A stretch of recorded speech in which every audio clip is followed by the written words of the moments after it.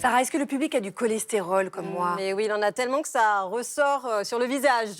Voilà, c'est huileux ce matin. Il faut jamais de sa voisine. Ça, c'est quand même une règle Jamais, d'or. Ne au vous grand asseyez jamais. pas à côté de Sarah quand vous venez dans le public. Voilà, allez, allons voir les Français que j'ai rencontrés. Hein, et on va s'éponger un petit peu, toutes les deux. Matière grasse, ennemi ou allié? Allié, il me semble qu'il y a les bonnes matières grasses, genre l'avocat. Ennemi. Ennemi, quand même. Je vois ça pas forcément d'une bonne façon, en tout cas. Quelle matière grasse vous utilisez pour cuisiner généralement? L'huile d'olive. Parce que c'est plus sain. Le beurre, quand ça noircit, ça peut devenir cancérigène. Donc c'est pas bien de cuisiner au beurre. Ah, j'utilise beaucoup de beurre, moi. L'huile d'olive parce qu'elle est recommandée et c'est bon aussi. Quelle cuisson ou aliment vous utilisez systématiquement de la matière grasse? J'utilise beaucoup avec de la viande. Pourquoi, je sais pas. Ça va être uniquement pour les frites, mais encore, si elles sont faites au four, ça va être un filet d'huile pour pas que ça accroche. Quel est le plat qui est hyper gras mais que vous adorez? Bah là, actuellement, c'est toasty crusty. Ça, c'est mon péché mignon. J'aime bien les frites, mais est-ce que c'est très gras? Je sais pas. Ouais, si, quand même. Vous pouvez me plonger dans l'huile. Ouais, c'est pas faux, ouais. Non, bah, les frites, j'aime bien quand même, ouais. Au niveau cholestérol, on est comment chez vous? On est bien parce que justement les matières grasses sont pas utilisées avec excès, donc on est bien. C'est quoi le cholestérol? On va la prendre en plateau. Ah. C'est quoi le cholestérol? Expliquez-nous. C'est quoi vos astuces pour cuisiner moins gras? Oui, le air fryer. Faut savoir que les viandes ont déjà du gras, donc de pas en rajouter. Le fait de cuisiner maison, parce qu'en fait, quand on achète des plats tout faits, il y a beaucoup de matières grasses et puis c'est pas nutritif. Est-ce que vous avez déjà utilisé de la matière grasse de manière peu commune? J'en ai déjà mis sur mes lèvres en huile d'olive. Je vais essayer, tiens. Hop là. Et c'est pas mal. Et en plus, quand on a un petit creux, discretos, bam. J'aime bien votre astuce. C'est bien. Arrêtez de vous agresser quand même avec le cholestérol. On n'a rien fait. Je vais me calmer. Juliana, bienvenue dans Bel et Bien Ensemble. Merci beaucoup, Agathe. On est très très heureux de vous avoir. Donc Arnaud le disait tout à l'heure, vous avez pas mal de cholestérol, comme moi. Hein, voilà. Vous vous sentez fatigué et en fait, vous savez pas tellement comment faire pour aller mieux. Exactement. Je suis venue ici pour avoir des conseils et j'ai beaucoup grossi ces derniers temps. J'avais fait un régime il y a 5 ans. J'avais bien perdu le poids et là, c'est vrai qu'après le Covid, j'ai commencé à grossir, à manger n'importe quoi, à manger du gras, du beurre, du sucré. Mais oui, une mais c'est mauvaise- bon, Juliana. C'est bon, bon. mais voilà, c'est pas bon pour le corps, en fait. J'ai trop grossi. Maintenant, je suis en obésité, malheureusement. Mais là, mes objectifs de cette année, c'est perdre du poids, me remettre en forme. Et j'aimerais les conseils d'Abigaël. Alors c'est vrai que là, vous dites quelque chose de très important, c'est qu'on parle bien de la santé, on ne parle pas de l'esthétique, on peut se sentir très très bien en étant une femme très voluptueuse. En revanche, si vous vous sentez fatigué, si vous avez des conséquences sur votre santé, là, on a vraiment besoin d'aller mieux. On est souvent très mal informé sur le gras, on met tout dans le même panier, on ne fait pas la différence entre le bon, le mauvais et tout. Celui qui crée du bon cholestérol et celui qui crée le mauvais, donc le HDL, le LDL. Pour aider Juliana et pour aider tous les téléspectateurs, est-ce que vous pouvez nous expliquer justement ce que sont ces deux types de cholestérol? Ouais, c'est pas simple à comprendre, il y a beaucoup de confusion et souvent on va faire sa prise de sang et on va paniquer parce qu'on va avoir un taux qui est élevé. La première chose à dire, c'est que ça ne s'interprète qu'en fonction de tous les paramètres et vous avez parlé de quelque chose de très important qui est la santé métabolique globale, c'est-à-dire le cholestérol en lui-même, c'est un indicateur, mais si on ne prend pas en compte l'insulinorésistance, un diabète éventuel, un surpoids, d'autres risques et d'autres pathologies, tout seul, ça ne veut pas dire grand-chose. Ensuite, il y a ces fameux HDL et LDL.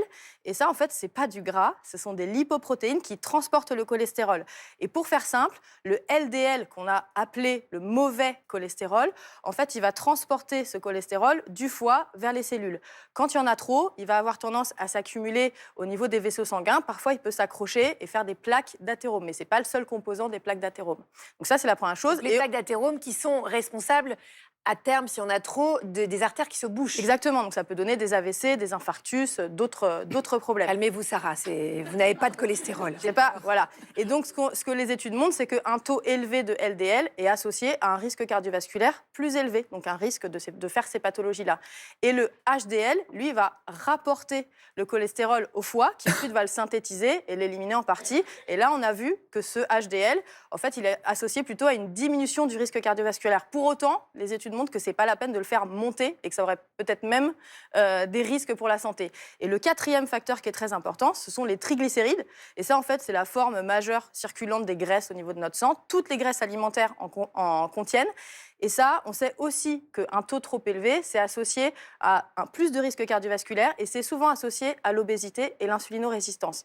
Ce qui est vraiment important à dire, encore une fois, c'est que recevoir ce test tout seul, ça nécessite une évaluation de ce qu'on appelle le risque métabolique global. Je le redis parce que parfois on panique et vraiment, les études ont montré une chose qui est... Moi, j'ai eu une épiphanie en vous expliquant ça, j'ai eu une épiphanie scientifique. C'est qu'en fait, les plaques d'athérome, donc les plaques d'athérosclérose, en fait, les risques principaux, c'est pas que le cholestérol. Le cholestérol, c'est comme si c'était la colle en fait de ces plaques, mais les risques principaux, c'est l'inflammation chronique, donc ça veut dire que c'est lié au stress, le stress oxydatif et l'insulinorésistance.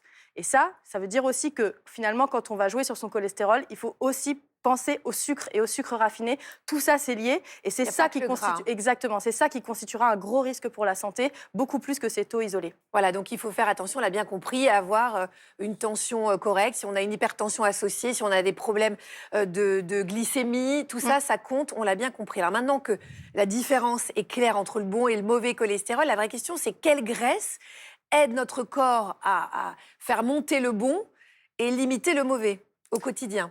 Alors, les graisses qui sont plutôt à favoriser, c'est les mono- et polyinsaturés. Donc, ça va être plutôt les bonnes huiles. Et après, dans les huiles, il y a plein de formes différentes. Ça dépend aussi Les bonnes huiles, c'est quoi? Alors, les bonnes huiles, c'est celles qui vont contenir des oméga 3, des oméga 6, des oméga 9, de la vitamine E, qui sont antioxydants. Donc, ça va être l'huile d'olive, l'huile de sésame, l'huile de lin, tout ça. Il y en a plein, en fait. Ça va dépendre aussi de votre goût. Les avocats. Ouais, et après, les oléagineux. Donc amandes, noix, noisettes, etc. Les avocats, les poissons gras, ça c'est bon pour notre cerveau. Plus les oméga 3, en fait, et les autres formes d'autres substances aussi, sont bonnes pour notre cerveau et sont antioxydantes et anti-inflammatoires. Et donc, on réduit aussi son risque cardiovasculaire quand on les consomme. Donc ça, c'est à privilégier. Et puis après, ce qu'il faut pas éviter, parce qu'en fait, le plaisir, c'est important aussi pour notre santé mentale et finalement pour notre santé physique aussi, ça va être les graisses saturées, donc les produits trop transformés, les charcuteries industrielles, les fromages gras. Ça ne veut pas dire qu'il ne faut jamais en manger. Le beurre, la crème.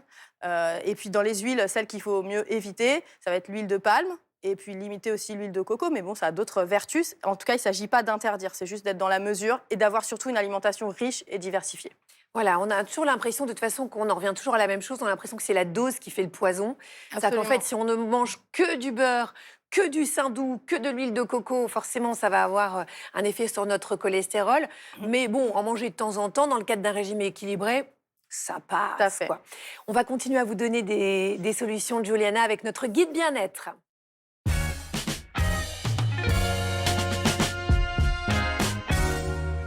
Alors, est-ce que vous pouvez, Abigail, nous donner quelques principes simples pour favoriser le bon cholestérol et limiter le mauvais? Qu'est-ce qu'on fait? Alors, il y a ces principes alimentaires. Là, on a parlé des bons gras et des mauvais gras, mais il y a d'autres petites astuces que je peux vous donner. Déjà, c'est d'avoir une alimentation qui est riche en fibres, parce que quand on mange des fibres, ça va diminuer l'absorption du gras, en fait. Alors, par exemple, on fait dans le cadre, par exemple, d'un repas très, très riche, si on prend, je sais pas, une grosse côte de bœuf frite, cuite à la graisse de foie gras. Vous me prenez par les sentiments, qu'est-ce que vous voulez que je Voilà. je veux dire, oui, bien on sûr. rajoute des haricots verts, parce que comme ça absorbe, il y a plein de fibres dans les haricots verts. C'est ça, il faut avoir une alimentation riche en fibres. Après, encore une fois, il ne s'agit pas de faire baisser le cholestérol juste comme ça... sans évaluer le risque métabolique. Ce qui est important, c'est vraiment tout le reste aussi. Donc, ça veut dire diminuer aussi les sucres raffinés. Ça, c'est très important. Avoir une alimentation plutôt anti-inflammatoire et antioxydante, ça va faire en fait que le cholestérol s'accrochera moins facilement aux parois vasculaires, aux parois des vaisseaux, et donc ça limitera le risque de plaques d'athérome. Ça, c'est très, très important. Et puis après, l'activité physique, ça joue aussi, parce qu'en fait, ça favorise le métabolisme en fait, du cholestérol. Ça favorise son élimination et donc c'est extrêmement bon. En plus, c'est anti-inflammatoire aussi. Donc en fait, je préfère donner des conseils d'hygiène de vie globale. L'essentiel, c'est vraiment d'éviter le stress oxydatif, l'insulinorésistance, l'inflammation chronique, plus que de faire baisser le cholestérol comme ça de façon théorique.